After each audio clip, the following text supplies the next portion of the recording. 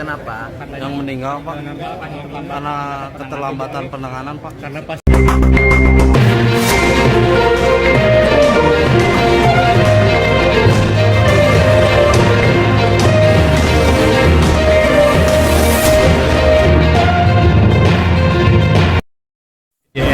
Kenapa? Yang meninggal Pak karena keterlambatan penanganan Pak. karena pasien BPJS beliau diperlakukan dibedakan. Nanti kita investigatif ya, investigatif.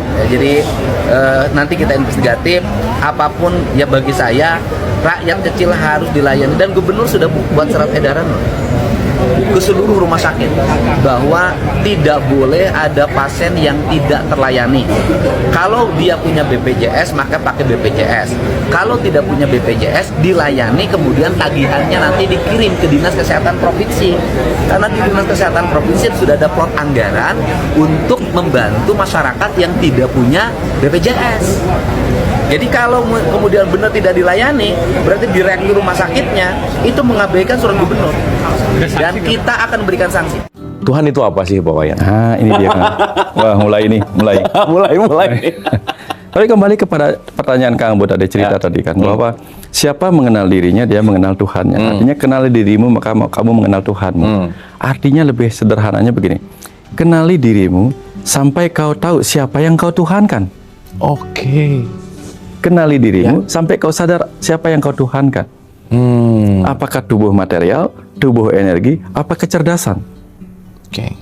Jika kamu menuhankan material, maka kamu akan menuhankan wujud-wujud material. Oke. Ketemu ini aja, wah ini Tuhan. Ada yang menuhankan uang, menuhankan bangunan, menuhankan mobil, menuhankan ini itu. Kalau kamu menuhankan energi, ada yang suka, wah ini keris ini ada energinya. Oke. Ini ada energi, dia ngerasain energinya. Ke depan ini saya merinding-merinding, dia pakai energi elektromagnet. Saya ketemu Tuhan dalam wujud cahaya, energi cahaya. Karena itulah yang dituhankan. Tapi ketika bukan, menurut saya bukan, itu kenali dirimu. Mana yang kamu tuhankan? Saya nggak menuhankan materi. Oke, terus energi? Bukan, saya juga nggak menuhankan energi. Sehingga saya tidak mengejar Tuhan sebagai cahaya, tidak mengejar Tuhan sebagai suara, bisikan suara. Saya tidak mengenal Tuhan sebagai energi elektromagnet yang membuat saya merinding-merinding. Lalu apa? Saya mencari Tuhan sebagai kecerdasan yang ada di mana-mana. Sehingga kemanapun saya menghadap, saya akan melihat Sang Pencipta melalui ciptaannya. Maka kembali kepada kita. Kenali dirimu, apa yang kamu tuhankan. Karena dalam film P.K., pemainnya Amir Khan, ditanya dia, menurut kamu Tuhan siapa? P.K. menjawab, Tuhan ada dua. Satu, Tuhan yang menciptakan kita. Dua, Tuhan yang kita ciptakan. Benar. Dan sekarang kita menciptakan Tuhan yang kita ciptakan, ya, Tuhan yang menciptakan kita, itu yang kita tuhankan. Sekarang pertanyaan. Oke. Ya. Oh ini menarik sih Pak Wayan, menarik. Pak Wayan boleh sedikit cerita nggak tentang kecerdasan itu sendiri gitu Pak Wayan? Bahwa ada kecerdasan, energi, materi gitu, supaya mungkin kita bisa mengelaborasi dalam sudut pandang yang lebih luas gitu, gimana Pak Wayan? Nah, itu panjang sih ceritanya Kang Abu. Ya, kita 2001, tiga tahun berbeda sih. 2001, 2014, 2015. 2001 ketika saya mendapatkan sebuah momentum bagi saya luar biasa, automatic writing. Saya nanya, Tuhan, kamu itu siapa? Jawabannya cuma sederhana. Kupas materi alam semesta sampai kau menemukan kekosongan. Akulah yang mengisi kekosongan. Kupas Seluruh materi alam semesta sampai kau menemukan kekosongan. Oke. Sampai kosong. Akulah yang mengisi kekosongan itu. Oh, jadi ini mencari kosong yang berisi. Cuman nggak tahu aku yang mengisinya, aku tuh apa juga nggak tahu. Atau aku tuh siapa juga nggak tahu. Pada saat itu. Pada saat itu. Tapi oke aja. Oke, saya akan lakukan walaupun tidak dilakukan. Tapi alam terus mengajari sampai tahun 2014, bunga alamanda jatuh mengatakan, akulah kecerdasan semesta yang berdiam di ruang kosong itu. Tiba-tiba jadi ngerti aja bagaimana bunga itu bisa jatuh. Karena apa? Atom-atom yang tadi melekat antara bunga dan tangkai bunga itu melepaskan dirinya. Dengan cerdasnya bersama sang waktu, dia tahu ini waktunya saya melepaskan kemelekatan antara bunga dengan tangkai bunganya.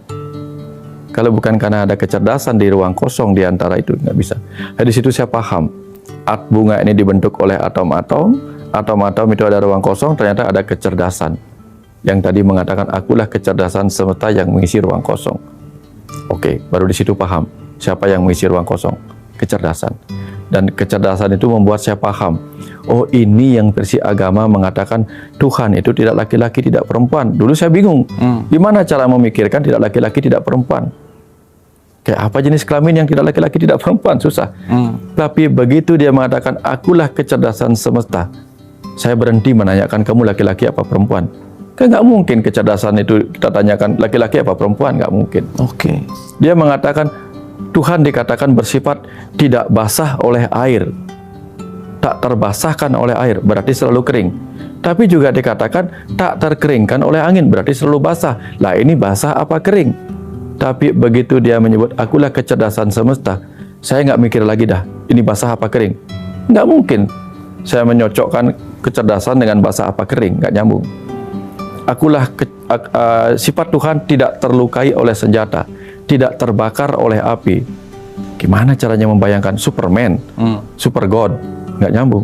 Tapi begitu mengatakan akulah kecerdasan semesta, ya jelaslah nggak mungkin melukai kecerdasan, nggak mungkin membakar kecerdasan karena itu abstrak tapi ada. Oke. Nah setelah itu di sanalah saya ditanya sama Mbak Heni. Lalu beliau ketika kecerdasan semesta hanya dia kecerdasan itu yang mengisi ruang kosong semesta. Lalu dari mana materi-materi semesta berasal? Nah itu, di situ dialirkan pengetahuan. Setiap penyanyi akan menunjukkan energinya untuk menuliskan sebuah lagu. Ciptaan itu berupa lagu, berupa material lagu. Sehingga kecerdasan semesta akan menunjukkan juga kemampuannya sebagai sang pencipta. Kemampuan itulah disebut energi. Mematerialisasilah energi itu memadat menjadi materi. Sehingga itu adalah satu kesatuan. Kecerdasan adalah yang tak tampak, yang tak terasa, yang tak terdengar. Menjadilah dia menunjukkan kemampuannya menjadi energi. Terlihat sebagai energi suara, terdengar sebagai energi suara, terasa sebagai energi elektromagnet. Begitu materialisasi menjadi material, maka dia terlihat oleh mata telanjang, terdengar kalau digetarkan oleh telinga kita, benda itu. Tersentuh kalau kita mau merasakan lewat sentuhan. Material. Jadi disitulah kemudian kecerdasan itu layak disebut Tuhan segala agama. Karena lawan dari kecerdasan adalah kebodohan. Apa ada agama yang menyebut Tuhannya adalah kebodohan? Nggak mungkin. Tuhan itu adalah kecerdasan. Di semua agama Tuhan itu kecerdasan. Kenapa demikian? Karena kecerdasan itulah yang mampu menciptakan segala sesuatu melampaui ruang dan waktu. Kita bisa melihat bunga ini kayak gini. Bagaimana pohon-pohon bisa menciptakan benih yang akan jatuh mengapung di air, bisa dimakan oleh ikan-ikan kecil, sampai kemudian di tempat yang jauh benih itu nggak bisa mengapung lagi dan jatuh di rawa-rawa itu dan tumbuh. Tujuannya apa? Tujuannya supaya si benih tumbuh jauh dari induknya supaya dapat matahari dan bisa hidup. Yang ngatur siapa? Oke. Kalau bukan sesuatu yang cerdas yang menciptakan itu. Kecerdasan semesta.